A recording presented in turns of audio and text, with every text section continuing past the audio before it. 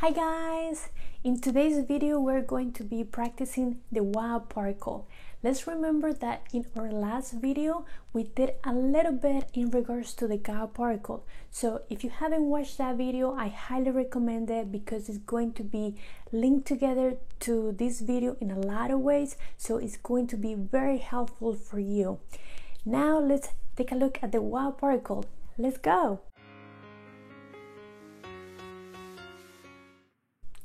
Let's now start by saying that the wa particle is well known as a topic marker. What does that mean? Well, what it means is that the listener wants to know anything and everything that comes after this particle. Let's say, for example, someone comes to me and they're like, "Oh, who are you? Anata wa dare desu ka?" Then what I'm going to say is, for example, "Watashi wa Lindsay desu." "Watashi wa Lindsay desu." Because the listener wants to know who I am as a person. So my answer is going to carry that wa particle along with an explanation that gives the answer to the listener. Now let's take, for example, the ga particle. The ga particle cares about anything and everything before this particle is used. Let's say, for example, I happen to break something at home and then my mom is like, "Who broke this?" And then if I decide to be honest and I'm like, "Oh, I did it," then I will say, "Watashi ga kawashita." "Watashi ga kawashita," saying it was me, the one who broke it. That is because the ga particle cares about the subject.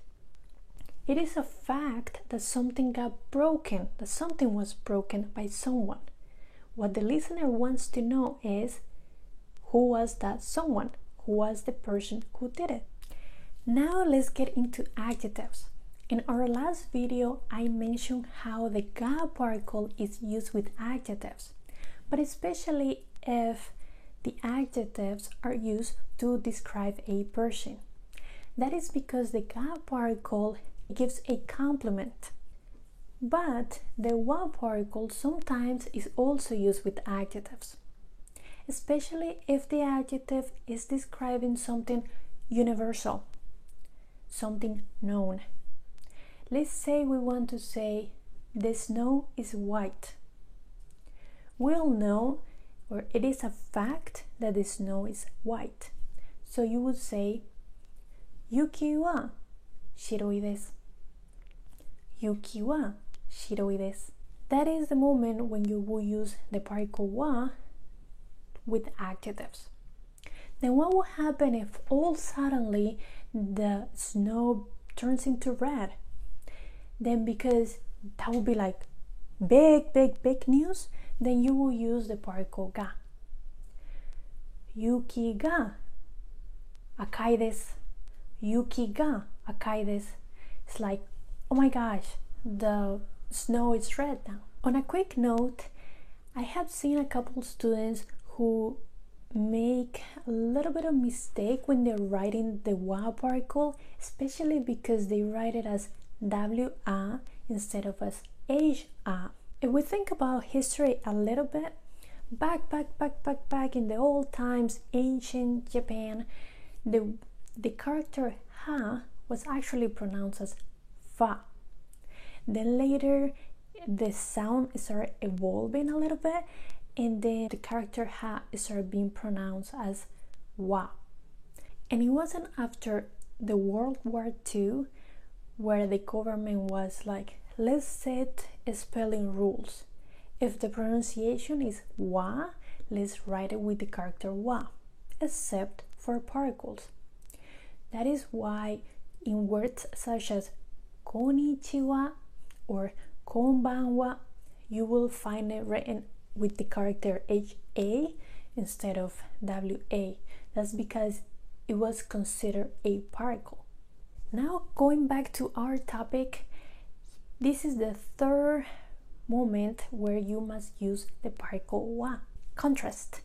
Let's say you want to say, I like bananas. Then you will say, banana ga suki desu. Banana ga suki desu.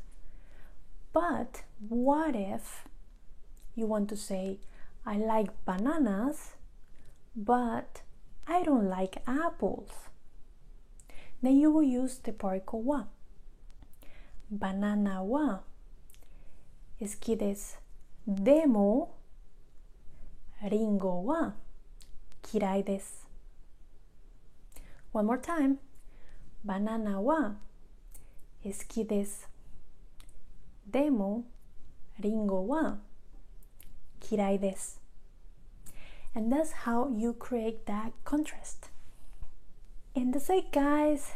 Next week I will be issuing a quiz to see how well you are able to understand these two videos in regards to the particle ga and the particle wa. If you like this video, don't forget to give it a thumbs up and also subscribe to my channel. Bye bye. Mata ne.